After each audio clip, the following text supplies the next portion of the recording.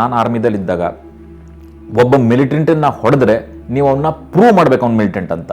Prove ಹೆಂಗೆ ಮಾಡ್ತೀರಾ? ಅವನ ಮೇಲೆ ವೆಪನ್ ಇದ್ದರೆ ಮಾತ್ರ ನಿಮ್ಗೆ ಸಾಯಿಸ್ಲಿಕ್ಕೆ ಆಸ್ಪದ ಇದೆ. ಅವ್ರು ಯಾರೂ ಕೂಡ ಬಾರ್ಡರ್ನ ಕ್ರಾಸ್ ಮಾಡ್ಬೇಕಾದ್ರೆ ಗನ್ಗಿನ್ ಹಿಡ್ಕೊಂಡು ಕ್ರಾಸ್ ಮಾಡಲ್ಲ, ಅವ್ರನ್ನ ಐಡೆಂಟಿಫೈ ಮಾಡ್ತೀವಿ ಅಂತ. ಏನೋ ಒಂದು ವಿಲೇಜರ್ಸ್ ಥರ ಬಂದು ಪಕ್ಕದ ವಿಲೇಜಲ್ಲಿ ಅಡ್ಕೊಂಡು ಕುತ್ಕೊಂತಾರೆ. ಅವ್ರಿಗೆ ಎಲ್ಲೋ ಒಂದು ಕಡೆ ವೆಪನ್ಸನ್ನು ಮುಚ್ಚಿಟ್ಟಿರ್ತಾರೆ.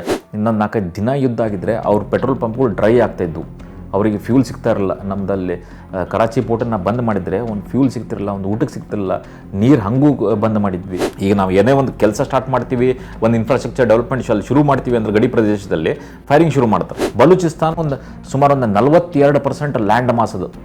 ಪಾಕಿಸ್ತಾನದ ಲ್ಯಾಂಡ್ ಮಾಸ್ 40%, ಮೋರ್ ದೆನ್ 40%. ಅದನ್ನೇ ಸಪ್ರೇಟ್ ಮಾಡಿದರೆ ಪಾಕಿಸ್ತಾನದ ರಿಲೆವೆನ್ಸ್ ಏನು ಉಳ್ಕೊಳುತ್ತೆ? ಭಾರತ ದೇಶದ ಡಿಪ್ಲೊಮೆಸಿ ಸ್ಟ್ಯಾಂಡಿಂಗ್ ಏನಿತ್ತು ಅಂದರೆ Kashmir is a bilateral issue ಅಂತ ಎಲ್ಲ ಫೋರಮಲ್ಲಿ ಹೇಳ್ಕೊಂಡು ಬಂದಿದ್ದೀವಿ ನಾವು. ಒಬ್ಬ ಟೆರರಿಸ್ಟ್ ಭಾರತ ದೇಶದ ಮೇಲೆ ಯಾವಾಗ ವೆಪನನ್ನು ತೊಗೊತಾನೋ ಅವನದು ಶೆಲ್ಫ್ ಲೈಫ್ ಅಂತ ಹೇಳ್ತೀವಿ. ಶೆಲ್ಫ್ ಲೈಫ್ ಅಂತಂದರೆ ಅವ್ನು ಎಷ್ಟು ದಿನ ಬದುಕ್ತಾನೆ ಅದನ್ನ ವೆಪನ್ ಎತ್ತಿದ ಮೇಲೆ ಅಂತಂದರೆ ಎಷ್ಟು ಇರ್ಬೋದು ಗೊತ್ತಾ? 6 ತಿಂಗಳೊಳಗೆ ಅವನನ್ನು ಹೊಡೆದು ಸಾಯಿಸ್ತಾರೆ.